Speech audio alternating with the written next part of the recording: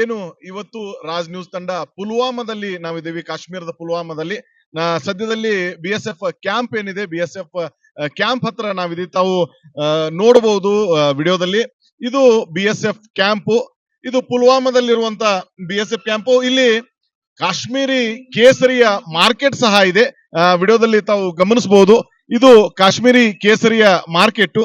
ಇಲ್ಲಿ ಸಾಕಷ್ಟು ವಿಶ್ವ ಪ್ರಖ್ಯಾತವಾದಂತ ಕೇಸರಿಯನ್ನ ಮಾರಾಟ ಮಾಡಲಾಗುತ್ತೆ. ಇಲ್ಲಿಯ ವ್ಯಾಪಾರಿಗಳಿಗೆ ಏನ್ ತೊಂದರೆ ಆಗಿದೆ, ಇಲ್ಲಿ ವ್ಯಾಪಾರಿಗಳು ಈ ಒಂದು ಘಟನೆಯ ನಂತರ ಯಾವ ರೀತಿ ರೋದನೆಯನ್ನ ಅನುಭವಿಸಿದ್ದಾರೆ ಅಂತ ಅವ್ರ ಹತ್ರ ಮಾತಾಡ್ಲಿಕ್ಕೆ ಪ್ರಯತ್ನವನ್ನ ಮಾಡ್ತಾ ಇದ್ದೇನೆ.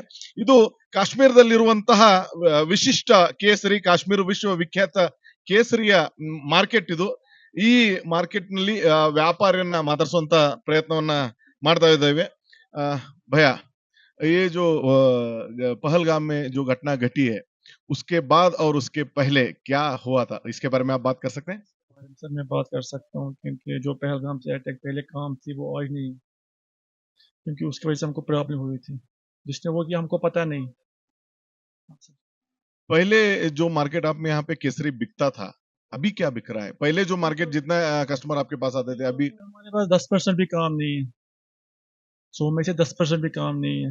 हमको प्रॉब्लम हुई बहुत उससे, अटैक से हमको प्रॉब्लम हुई। जिसने भी ये अटैक किया है उसके बारे में आप क्या कहना चाहते हैं? ये कहना चाहते हैं तो गलत किया, करना नहीं चाहिए, गलत तो गलत ही है। हाँ सर। इसके लिए यहाँ पे काश्मीरी लोग जिन्होंने किया वो तो चले गए, जो यहाँ पे काश्मीरी है उनके ऊपर क्या बीत रही है?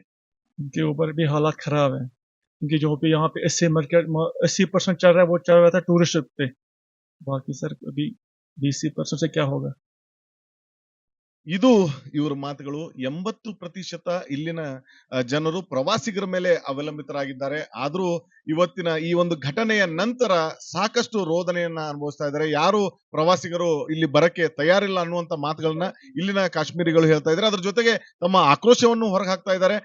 ಈ ಒಂದು ಘಟನೆ ಆಗ್ಬಾರ್ದಾಗಿತ್ತು ಅನ್ನುವಂಥದ್ದು ಎಲ್ಲ ಕಾಶ್ಮೀರಿಗಳಿಗೂ ಸಹ ಆಕ್ರೋಶ ವ್ಯಕ್ತಪಡಿಸ್ತಾ ಇದ್ದಾರೆ. ಕ್ಯಾಮ್ರಾ ಪರ್ಸನ್ ಮಾರುತಿ ಜೊತೆ ವಿಜಯ ನಾಯಕ್, ರಾಜ್ ನ್ಯೂಸ್ ಕನ್ನಡ, ಜಮ್ಮು ಕಾಶ್ಮೀರ.